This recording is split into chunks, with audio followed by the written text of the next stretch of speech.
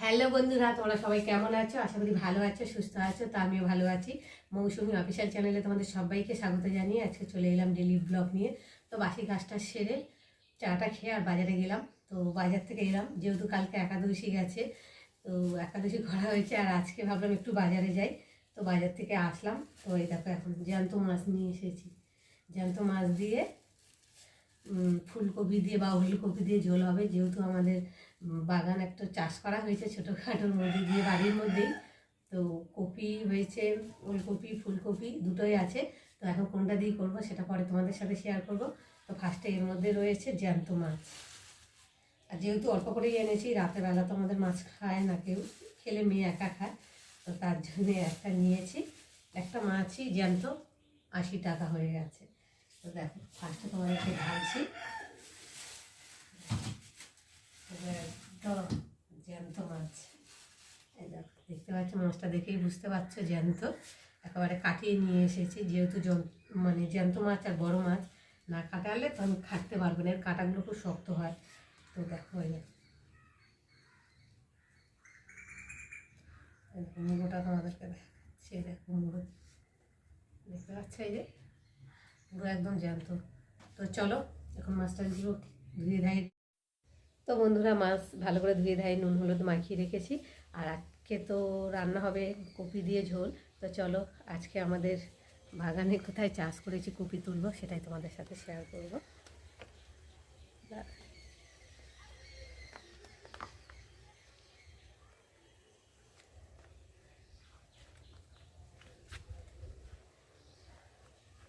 এই দেখো, এই হচ্ছে আমাদের বাগান।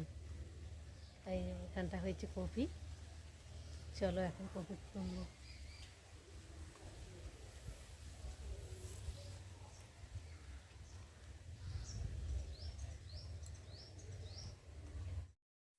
তো দেখো ফুলকপি হয়েছে, দেশি কপি তো একটু ছোট ছোট মতো হয়েছে। এই দেখো,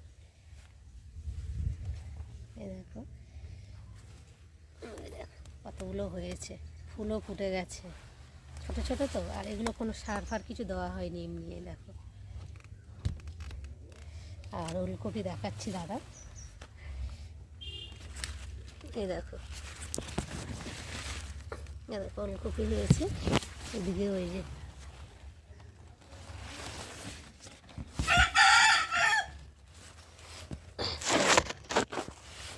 অনেকগুলোই হয়েছে গাছে, পাতার মধ্যে। তো তোমাদেরকে এই দেখো, এখনো খাওয়া হয়নি, প্রথমবার তুলবো।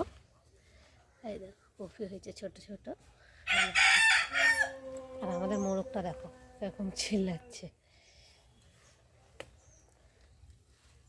চলো এটা ফুলকপি তুলি।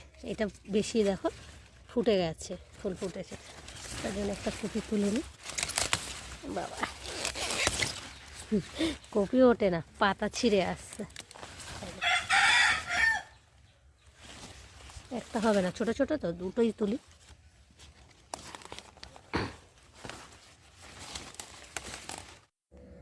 তো দেখো বন্ধুরা, তুলে নিয়েছি। আর দেখো মাটি ভর্তি, মাটিগুলোকে ছাড়িয়ে নেবো। আর দেখো কপি তুলে নিয়েছি দুটো, আর এখন কপি দিয়ে ঝোল হবে। চলো,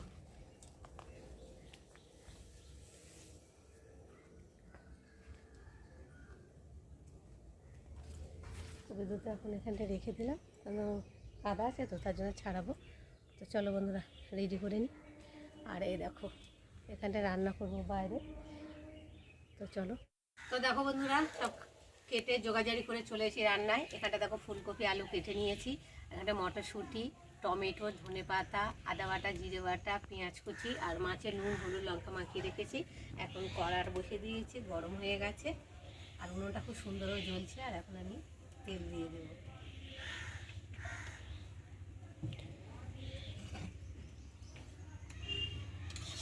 এটা একটু ভালো করে কড়ার মধ্যে লাগিয়ে দেবো।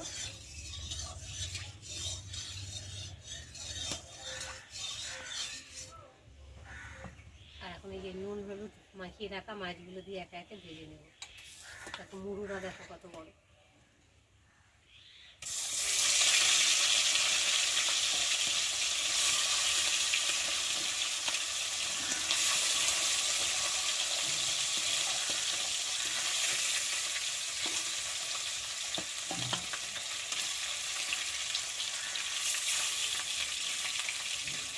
সবগুলোকে একসাথে দিয়ে দিলাম। তো এখন ভেজে নেব। দেখো বন্ধুরা, মাছগুলো দুটো করে ভেজে নিয়েছি, আর এখন আমি একে একে মাছগুলোকে তুলে নেব। খুব সুন্দর করে লাল লাল কড়া করে ভেজে নিয়েছি। আর মাছটা একটু কড়া করে না ভেজে করলে তো ভালো লাগে, ঝটঝট মতো হয়।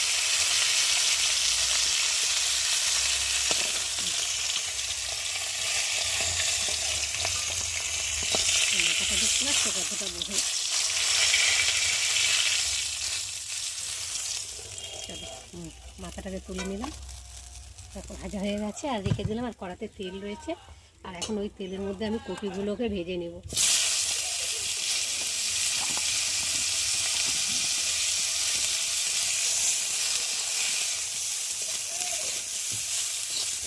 চলো ভেজে নিই। তো দেখো বন্ধুরা, কপিগুলো ভেজে নিয়েছি, আর এখন আমি কপিগুলোকে তুলে নেব। একটু বড় বড় করে রেখেছি, নাহলে তো মাটির ঝোলে দিলে গলে যাবে, তার জন্য।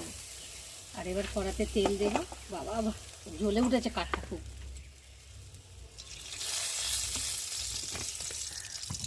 এবার ফোড়নে দেবো জিরে ফোড়ন, গোটা জিরে।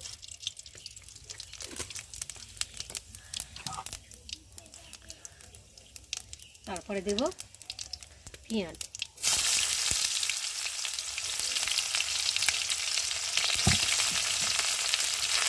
পেঁয়াজটা ভাজা ভাজা হয়ে এসেছে, এবার কেটে রাখা আলুগুলোকে দিয়ে ভেজে নেব। আলুগুলোকে এবার লাল করে ভেজে নিয়েছি, আর এখন আমি দিয়ে দেবো পরিমাণ মতো নুন, হলুদ গুঁড়ো, লঙ্কার গুঁড়ো,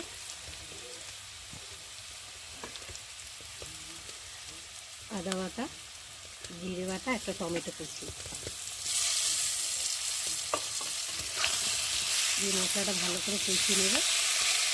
আর এখন দিয়ে দেবো মটরশুঁটি। যতক্ষণ না মশলাটা কাঁচা গন্ধ যাবে ততক্ষণ মশলাটা ভালোভাবে কষিয়ে নেব। তো মটরশুঁটিটা দেওয়ার পরে এবার আমি দিয়ে দেবো ভেজে রাখা কপিগুলো, দিয়ে মশলার সাথে ভালোভাবে কষিয়ে নেব।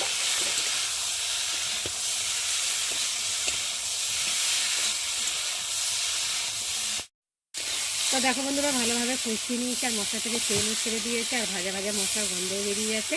আর এখন আমি পরিমাণ মতো জল দিয়ে ফুটিয়ে নেব।